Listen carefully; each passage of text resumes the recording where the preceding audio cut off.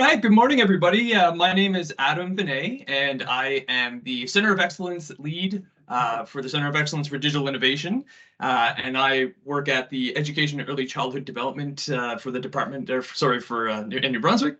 And I am very pleased today to introduce our next round of speakers for International Day of Women and Girls in Science. And they're my partners, actually, with my center, and have been great partners all along. So we have today Cathy Simpson, who's the CEO of TechImpact. And Cathy is a business graduate who started in tech over 30 years ago and knew she found her home. She's passionate about introducing others to new career paths that they might not have known existed. And we also have with us Sophie Leonard, who is a program manager at TechImpact. And Sophie brings a focus on community building and creative storytelling to her work and has co-built and facilitated high school girls leadership training sessions. And with that, I will hand the floor over to Cathy and Sophie, and we'll keep an eye on the chat if anybody has any questions, and I might post a couple little questions in there as well. And thank you so much for joining us. Hey, thank you. So we're going to talk a little bit about tech, but probably a whole lot less than you might think that we're going to talk about tech. But we're really going to get you thinking about how do you build your path so you can start to imagine what your life might look like in 5 or 10 years' time. So we're excited to be here today, and thanks for having us. Sophie's going to run the slides. We think there's no better time than when you're in middle school or high school to be thinking about your future. And it's not that it's something you need to be thinking about every single day, but it's starting to introduce yourself to people and topics and learning opportunities so you can think about the possibilities of what you can create for your life. So that's what we're going to focus on today. So that's Sophie and I. I'm on the right, obviously. That was actually on my 50th birthday. And if there's any students from Sussex, that's at the Bluffs on October 25th. About 4 years ago, it was freezing cold and it actually had snowed already. But it's a beautiful place. If you haven't been able to go there for a hike, I highly recommend it. Maybe not on October 25th, but in the summer or in the fall when the leaves are turning. Like Adam said, I've been in the tech sector for now 32 years, and I never imagined that I was going to spend my career here. But what is fascinating about spaces when you're learning about innovation is your career can take many twists and turns. And I've had a full career, and no, I didn't take computer science or engineering or mathematics. I have my business degree, and I've worked in many technical roles. I've worked in business roles and leadership roles. So we really hope you get a sense of just the diversity that's available. And now I'll hand it over to Sophie to introduce herself. Hi, everyone. My name is Sophie, and as Adam mentioned, I'm a program manager here at TechImpact. My photo is actually in Newfoundland this summer when my partner and I hiked Grouse Moor. So that was an awesome, awesome day, and I actually did it, I think it was 7 years-ish ago with my family before, so it was great to do it again. I feel like I was a bit more out of shape this time around, but I made it to the top. So yeah, in my role, I get to help plan awesome events like today. So I'm really happy to be here. I also get to help promote New Brunswick's thriving tech ecosystem, help job seekers in the province find employment. And one of my favorite parts of my job is being able to foster learning experiences for others like today. So I hope that you leave today feeling excited and inspired and learn a few things in the process. So when you start thinking about your future, and it really starts with having a growth mindset versus a fixed mindset. When you start to think about what that future could look like, sometimes we end up having a narrow view. And often that happens when we don't believe that we are good enough to explore different paths outside of our comfort zone. And when I was in high school, I remember thinking to myself, oh, I'm not very good at math and science, so I have to find a career path that better suits my abilities, and I just don't have those skills. It's not for me. And in that moment, I had a fixed mindset because I believe that people are just born with certain skills and you can't change it. But that's definitely not the case. And having a growth mindset is about believing that you may not be good at something right now, but if you work hard and if you push yourself, that you can become really good at it. It doesn't mean that you're going to love it and it's what you're meant to do, but your choices are definitely not limited to the things that come easy to you at first. So I challenge you to follow what excites you, what inspires you, what's new to you, no matter if you are good at it, because you have to give yourself the opportunity and chance to explore it because you deserve that. And right now is really the perfect time. Sorry, Cathy, did you want to jump in there? No, go right ahead. I was just going to add that right now is the perfect time in your life to be open to learning anything and everything. It's about discovering what you like, building new skills, finding what you dislike, trying new things, discovering really what you're interested in without limiting yourself. And most importantly, it's about gaining confidence in yourself, because once you build that foundation, you can start exploring different educational and career paths that fit and align with you once you can kind of go back into that interest bank and that skills bank that you've been working hard to develop. Anything to add before I skip? No, perfect. All right, you can take it from here. Yeah, so one of the things that while you're in high school and university, you're thinking about where are there growth opportunities? And one area where there's lots of growth opportunities are with careers using technology.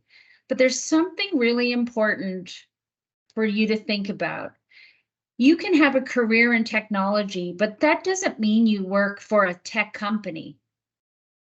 You might decide to go to work for Microsoft or Google or Mariner or IntroHive or any of these companies, but you might be really passionate about healthcare, or you might want to work for the Y or other not-for-profits, or you might want to work in construction, but they are using technology every single day. So you can go and have careers in a variety of industries, but maybe those skill sets that you're developing are more tech-centric. And actually, right now, the growth in jobs is stronger in industries like healthcare and manufacturing and green energy, et cetera, versus in the core software industry. That's how much tech is being used in everything we do, in the way we work, the way that we learn, the way that we live. So there's nothing but growth opportunities in this space. So we tend to try and get people thinking about how you can apply technology. It exists. People use it in everyday life. People build tools. And with these tools and technology solutions, we create solutions that are going to help make everyday things better. One of my favorite examples of how we used technology during the pandemic was my mom's 80th birthday. And we had a big group Zoom call. And my mom arrived at my house and she saw sisters and cousins and brothers and grandchildren literally across the globe, from New Zealand to Europe to Newfoundland and other parts of Canada. And it was just so wonderful to be able to use something so basic as Zoom or Teams to be able to connect everyone on her birthday. So you can see how we are building technology solutions for everything from something to do with banking to being able to bring families together. So we need people who can build and apply technology. We spend a lot of time talking about tech means you need to be technical. You need to be in engineering. You need to be in computer science. You need to be a programmer writing code. Sure, there are so many opportunities for that, and that's wonderful. So one of your paths for a career in technology is absolutely playing a technical role, but there's other paths as well. And what we like to call path two is the business path. So maybe you're going to go and get your business degree like I did, or your community development degree like Sophie did, or your architecture degree like our colleague Alex, who's going to be presenting at 2:00. And I hope you come and listen to Alex. And you're now working in the tech sector. But you're taking your skills that you built in your business degree or your arts degree or your architecture degree, and you're really learning about how to apply technology or how to get more people into the technology sector. So you might be designing products, you might be designing presentations like this one, you might be a project manager doing business analysis. None of those involve writing code or doing engineering diagrams and analysis. They bring a different skill set to the use of technology, and sometimes we don't know about that. So, oops. So one of the things we want to make sure you see is that there's so many resources for you right now while you're in New Brunswick, so you can explore and learn more about the future of technology. Some of it is really hands-on, and some of it not so much. And that's the beauty of it. So here are a couple of resources. I hope you jot them down. We're going to be giving Adam this presentation so that he can share it. But you have organizations like Brilliant Labs, which I'm sure you've all heard of. And grade 12 student Alex Hawkins is going to be presenting about some of her journey with Brilliant Labs at noon. So hopefully you can join that. But you have people now like Adam and Adam who helped organize today's event with the EECD Centers of Excellence, who are having events like these and building content so that, and event experiences so you can participate. We have this really great portal called Collab Hub, and that's where you can find everything that's going on in tech in New Brunswick. There's a new platform getting ready to launch called IBM Skills Build. So that's going to be coming soon. And Adam will be helping to get that launched around the province. And then there's organizations like Canada Learning Code. And if you registered for Girls STEM Up Conference, that's on Saturday. And I've actually got a podcast called Tech Talks with Cathy Simpson. I've got 37 episodes there.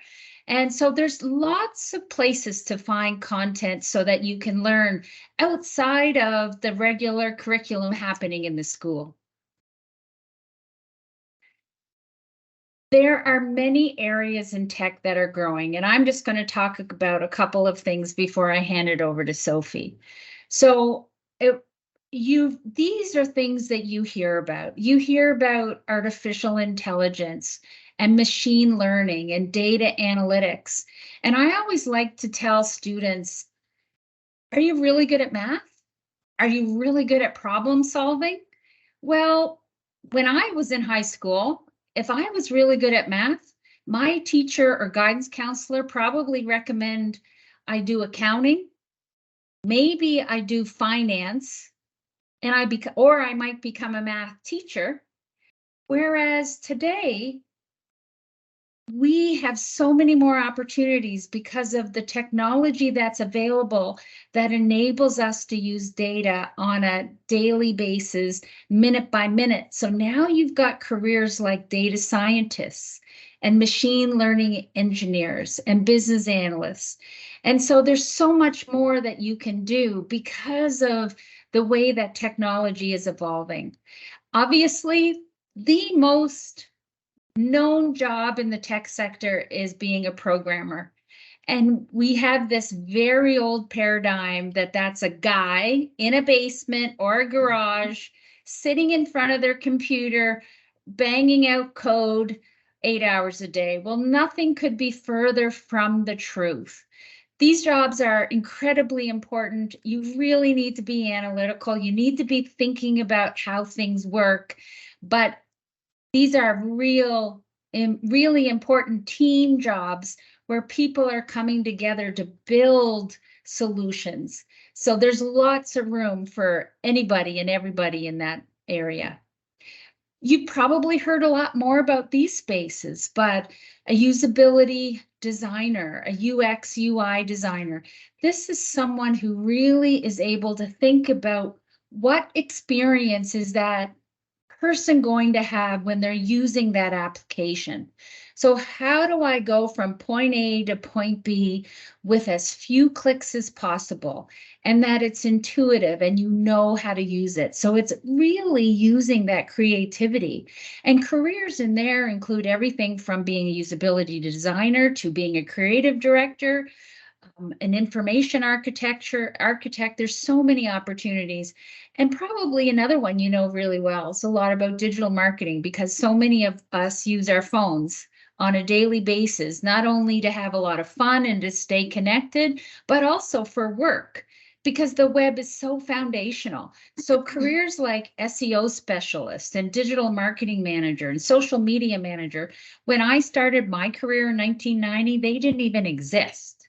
So as the web continues to evolve and you see careers in digital marketing, when you look at those types of careers, writers and thinkers and creative people are so necessary to what we need. All right, so we've talked a lot about technology roles. Thank you, Cathy, for that. But there's one thing that we can't forget is that it's people that will be applying the technology. And for this to be successful, we need to work on our interpersonal skills. So let's start with curiosity. And curiosity is an important one, no matter how old you are. Curiosity is about the desire to learn something new. And it's important to remember that curiosity comes first and technology comes second. If we didn't have curious people that questioned the norm or was curious about the unknown and was curious enough to change the way that we do things and solve complex problems in our world, we would live in a very different place. So don't be afraid to ask questions, to question the norm, to be curious of other people's lives and systems and how the world works around you, which leads me into problem solving. We all encounter situations every day that require problem solving, no matter the size or the importance.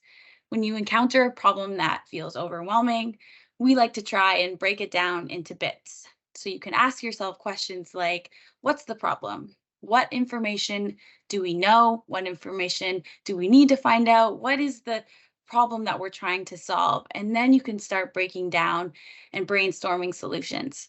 When you break it down into digestible bits, it can feel a lot less overwhelming and the solution will feel a lot easier to find. Communication, another really important one. And we have to remember that communication isn't just about written skills and verbal skills. It's really about how you work with others, how you communicate your ideas with other people, how do you give and receive feedback, handle disagreements, and so on. Being able to communicate with those around you effectively is important because it can help you work as a team, especially in university or college or wherever you go after high school. You will have to interact with others all the time. And building these skills will help you be successful in diverse environments. I remember when I was in university, every group project that I was in, you often had so many different personality types. You could have a procrastinator or a leader or a facilitator, or maybe someone who didn't really care that much, or a planner. So how do you handle these group dynamics? Well, you have to ask questions. You have to listen to your teammates, be patient, and communicate your opinions. And most important, you need to leverage each other's skills. And that is having strong communication. And it is a quality many employers are looking for when hiring someone to join their team. And it's surprisingly not easy to find. I'll talk about resilience, then I'll hand it back over to Cathy. So I know that everyone on this call today is resilient. We've all handled different challenges in our lives and we've had to overcome them, but some people are more resilient and have more grit than others. And why is that exactly? Well, the reason is that They've shifted their mindset. They see a challenge and a failure as an opportunity to grow, to learn, and to progress and be a stronger version of themselves. So I know that we will all continue to face adverse situations, but just try to remind yourself that you're strong and learn from your mistakes, from your failures. Take a moment to think about the lessons instead of letting them defeat you. And I will hand it over to you, Cathy. Just to finish off those skills, along with resiliency, analytical communications, all those things, we've got analytical skills, and we talked about those a little bit, but being able to take a problem, like Sophie said, and break it down, and to be able to take data and turn it into information that you can use to make a decision. Those are critical skills for so many roles. And then lastly, it's this area called emotional intelligence. So how do you read a situation? Do you have empathy in a workplace or in a team environment like Sophie mentioned? Do you have the understanding of what it takes to engage with other people and work with the team, and to be there and understand that maybe someone's maybe not grasping the situation as quickly as you are. So how are you helping them come along with the rest of the team? So you really need to bring all of yourself and build all of these skills so that you can be an effective teammate. Could be a sports team, or could be part of the drama club, or it could be in an actual work environment. So these are skills that you can be building now. And why are they so important? Well, we want you to think about, where do you see yourself in 10 years? And every single one of us as a kid read the book Curious George, who was always getting in the way of the man with the big yellow hat. And I can't help but want to use this image, because when you see George, you know that he stands for someone who is curious and wanting to learn new things. And just like we said at the beginning of the presentation, there's no better time to be thinking about your future than right now. So start to ask yourself, where do you see yourself in 10 years? And then how are you building your plan to get there? Next slide, So you got to ask yourself, what do I have to do to explore and to be curious? And earlier in the presentation, we talked to you about organizations like Brilliant Labs and the podcast, etc. Well, you can take it even further. If you want to go and visit a tech workplace, or you want to have someone come into your school to talk about careers in tech, you find us and we'll help you make that happen working with Adam. Come to events like the Girls STEM Up event tomorrow. Look at those free resources. Ask to go visit a university or college and meet people in business or computer science or engineering. Follow Collab Hub. Find a mentor. There's not any person who wouldn't spend time with a student who wants to learn more about a career and have fun in the process. But you can't be a passenger. You got to be the driver so that you can start thinking about, what do I really like to do? What gives me passion? And how can I build my skills so that I can pursue that in how I study? And then maybe that's where the path is going to be for my career. So, Adam, I'll hand the floor back over to you. We want to get you thinking, as you can tell, about what does the next 5 to 10 years look like, and we're happy to answer any questions if there are any at all. Thank you, Adam. Absolutely. Thanks, Adam. Thank you, Sophie and Cathy, and we really appreciate your inspiring words. And I know we've talked a lot about these things as well, and it's just nice to see people getting to hear your story and what we're looking to do. Well, the floor is open. If anybody wants to ask any questions, we had some shy classes this morning, but we'll monitor the chat as well if you don't want to turn a mic or a camera on. and we'll just kind of see if anybody chimes in here this morning.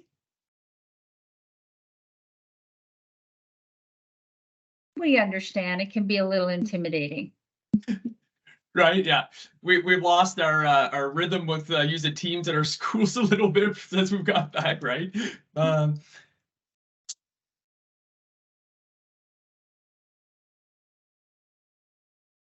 Okay. It was a quiet group this morning as well. But that's okay. We will send out this survey as well, and we're looking to get some of that feedback as well from teachers and students, right, about the sorts of events like this we can do. And what Cathy, that last slide, like all those things, that's exactly what we're all looking to try and do. So even individual students, we got to start somewhere, and we just want them to reach out to folks like myself, Adam Trider, and then we can put you in contact with people like Cathy and Sophie that have such a wonderful network throughout the entire province, right? And it just takes one to get it started, and we're excited to try and accomplish some of that. Adam, I want to share a story about my oldest son. His name's Tom. Okay. And when he was in grade 11, he was convinced he wanted to be an engineer. And it's probably because my husband's an engineer. He has 3 uncles who are engineers. He has a grandfather who was an engineer. So he just had it in his mind he wanted to be an engineer. And his youngest sister, who's actually on the call, shout out to Maggie, that's going to embarrass her, but she's listening in here from Ross Say Hi. She had a friend and they were playing in the backyard, and her friend's dad was a heart surgeon. And so I was outside, Tom was up studying, and this doctor said, "Where's Tom?" And I said, "Oh, he's upstairs studying. What's he going to do next year? He's applying for engineering." He said, "Oh, tell him to come down. I want to tell him more about science. I want to get him interested in science." So Dr. Hassan came down, Tom came down, talked to Dr. Hassan, and he said, "Look, next year, when you have a day off from school, come visit me at the hospital, and I'll show you what it's like to be a surgeon, a heart surgeon, actually. I'll tell you all about it." And so, sure enough, Tom did that. And they worked it out, and Tom went. And to Tom's benefit, on that day, Dr. Hassan actually had heart surgery. And so he said, "Well, Tom, today you're going to pretend you're a med student. Don't tell the hospital this, but you're going to pretend you're a med student, and you're going to come into the OR with us." And Tom got to stand during the middle of a very complicated heart surgery and was absolutely overwhelmed by the experience of seeing that happen. The second part of his day was Dr. Hassan talking to a patient who had had a surgery and just wanted to go home. He was tired of the hospital. So we got to see Dr. Hassan use these highly technical skills in surgery, but then he got to see Dr. Hassan using all these empathy and caring skills of how to talk to patients and go through that process. It really did change my son's life, because one person took the time to spend time listening to him and sharing to him what it meant to work in science. And Tom ended up getting his science degree at UMB. And for 2 years after his degree, worked in assisting medical researchers with projects here in New Brunswick. So you just don't ever know when something might happen that might influence you.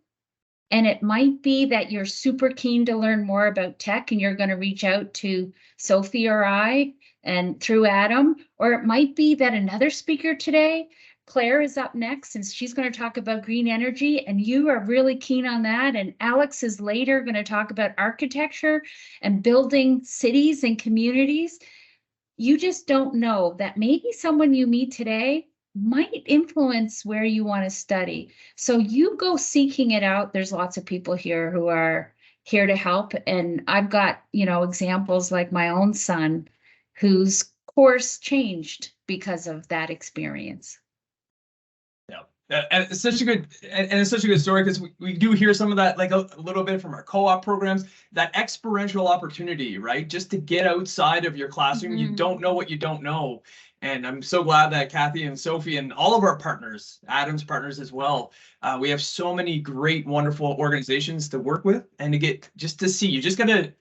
It's a powerful story, right? Because like you said, the spectrum of stuff is amazing, and a little write-up does never would do a career justice, right? Or any job roles, and the stereotypes that come with them as well is another thing too, right? So hoping we can really facilitate more of these site visits one way or another, or bringing professionals and specialists like you into our classrooms, which is really exciting. Oh, you're muted, Cathy. Next Friday, myself and someone else in the tech industry, we're speaking to a class at in Moncton about careers in tech. So there are lots of opportunities for us to get engaged, and that's what we're here for. So thanks very much for having us, Adam. Perfect. Thank you so much to both Cathy and Sophie from TechImpact. And we'll let you get along with your day. If there's no other questions and everything comes in, we'll let you know. I know how to find you. So no, we really appreciate it. And thanks for all your help and support with the day as well. And with that, we will I'll share my screen. We have a little bit of time between now and the next speaker. I'll go ahead and stop our recording right now.